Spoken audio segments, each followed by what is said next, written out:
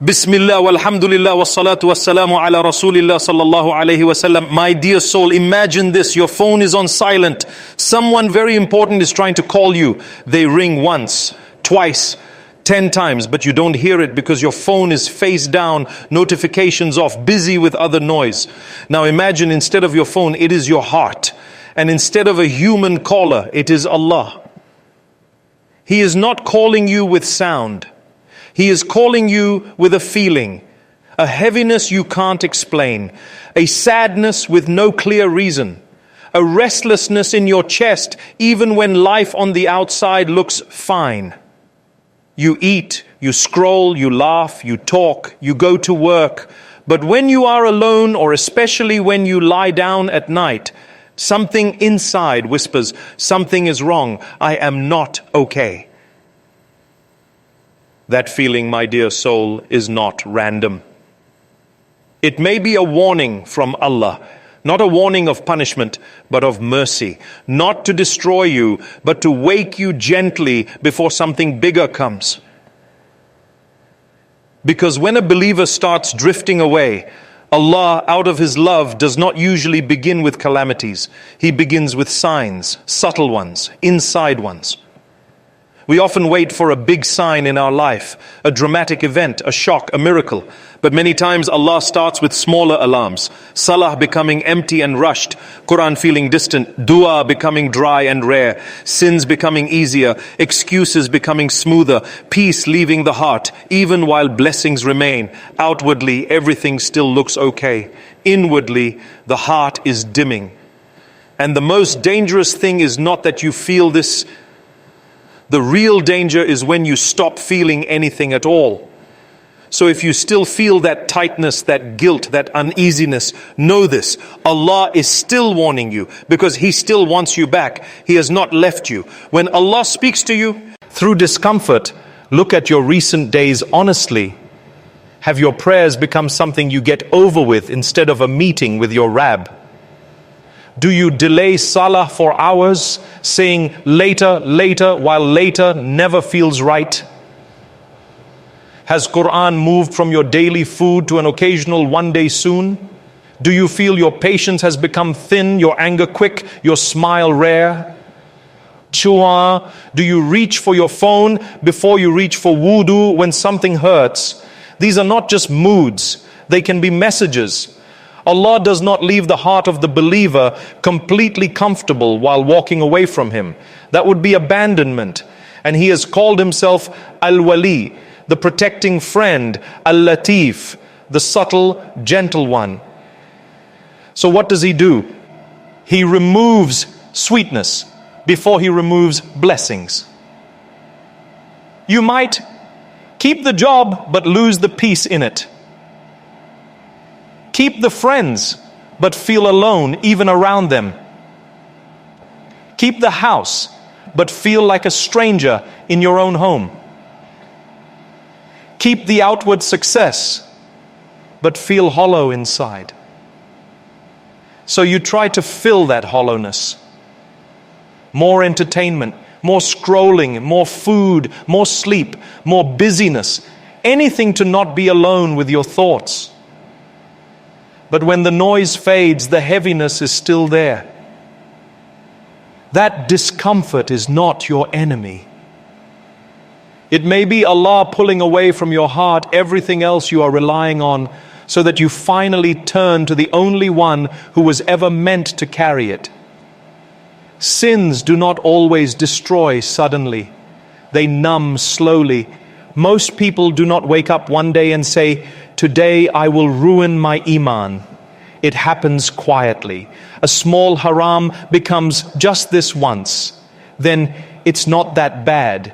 Then at least I'm not as bad as others.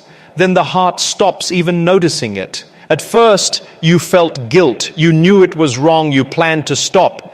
Then with repetition the guilt got softer. The alarm got quieter. This is why that strange sadness and anxiety are a sign of mercy. The heart is saying, I'm not okay living like this. I miss Allah. The Prophet ﷺ explained that when we sin, a black dot is placed on the heart. If we repent, it is wiped. If we persist, it spreads. A fully blackened heart is not the one that cries after sin. It is the one that feels nothing. So if your heart still stings when you disobey, if your chest tightens when you neglect salah, this is not proof that Allah hates you. This is proof that your spiritual heart is still alive enough to feel pain. And Allah is using that pain as a warning. Come back before you stop feeling anything. Allah's subtle warnings, spiritual symptoms. We often recognize physical illness, fever, cough, pain. But we ignore spiritual illness. The signs your ruh is not well. Some spiritual warning signs. You feel heavy and empty after sin, not relieved. You keep asking, what is wrong with me, even when life is stable. Salah feels like a burden you rush through, not a lifeline you cling to. You feel embarrassed to raise your hands in dua because you know how you're living. You feel disconnected from people you love because you are disconnected from Allah. You are busier than ever, yet feel less fulfilled than ever. These feelings can be Allah's way of saying, this path is not for you. It will not give you what you are trying to take from it. Come back, I am still here. Sometimes we think Allah's warning must be a major disaster, losing a job, illness, death. But often the most merciful warning is internal, the loss of sakina, tranquility, before the loss of blessings. He unsettles your soul so that you don't sink deeper into heedlessness. When your life feels stuck, have you ever felt like this? You keep making dua, you keep making plans, but everything feels paused. The proposal does not move and the job does not come. The project does not start. The doors you want stay closed. You start to think Allah is not answering me. But what if the stuck feeling is not rejection but redirection? Sometimes Allah delays giving you what you want because right now you are walking toward it in the wrong state. He wants a softer heart before the blessing, cleaner hands before the rizq, more sincere salah before the opening. So He pauses your dunya until you fix your deen. He is not saying no. He is saying not like this. We ask, Ya Allah, change my situation. He asks, my servant, will you change your heart? What do you do when you feel Allah is warning you? You might be thinking, okay, I feel this. My heart is heavy. Now what? Do not drown in guilt. Move into action. Here are some steps to respond to this sign with hope, not despair. Be brutally honest with yourself in front of Allah.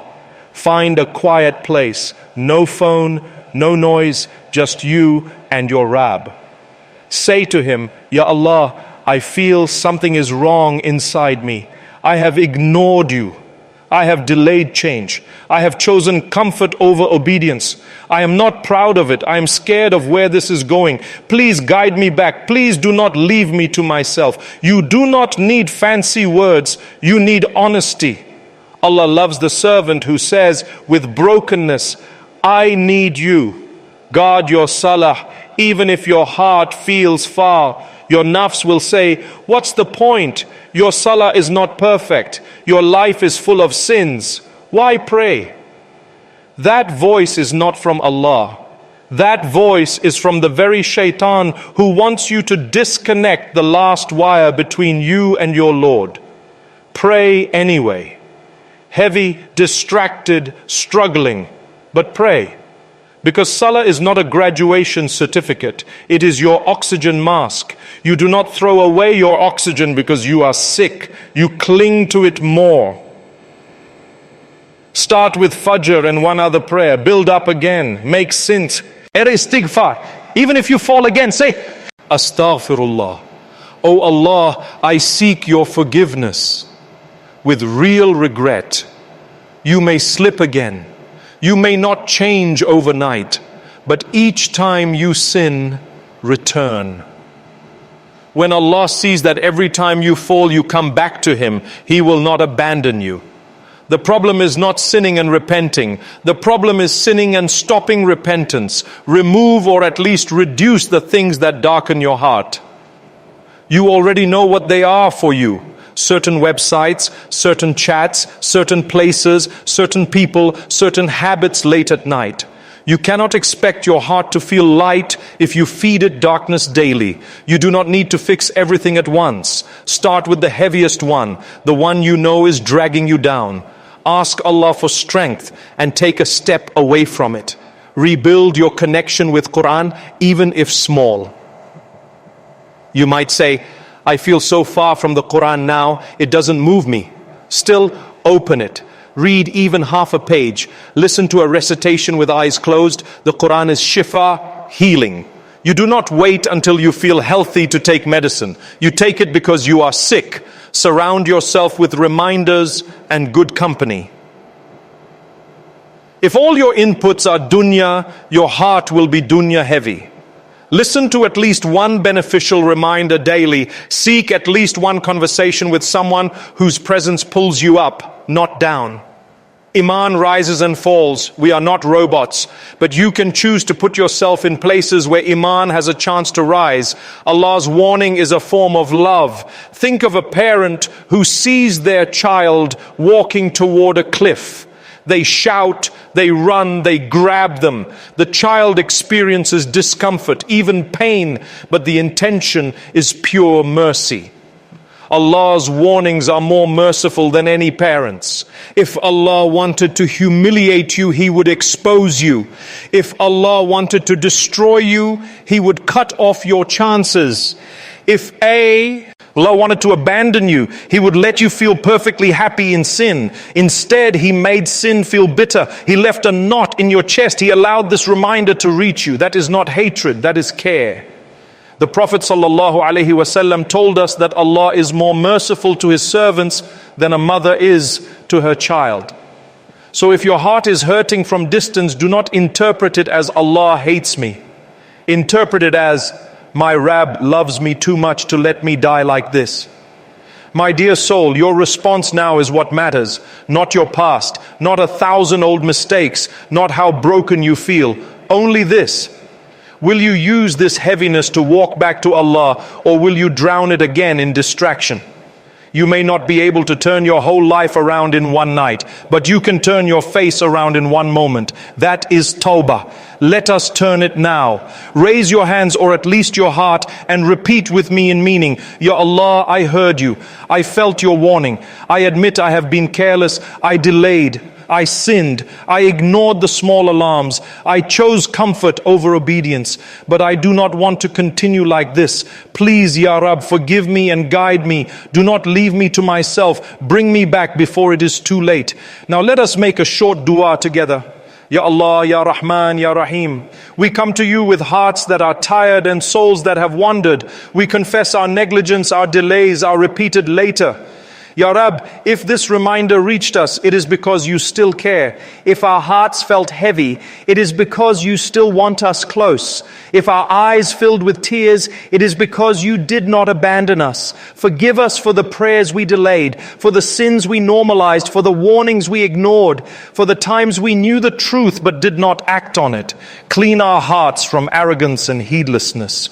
Remove the love of sins from our chests.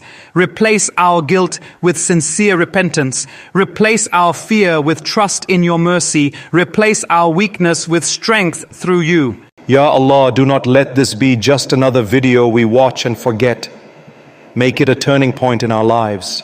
Let there be real change after this. Let there be salah guarded, Qur'an reopened, sins left, tears shed for you. Protect us, our families, and our children from hearts that become hard.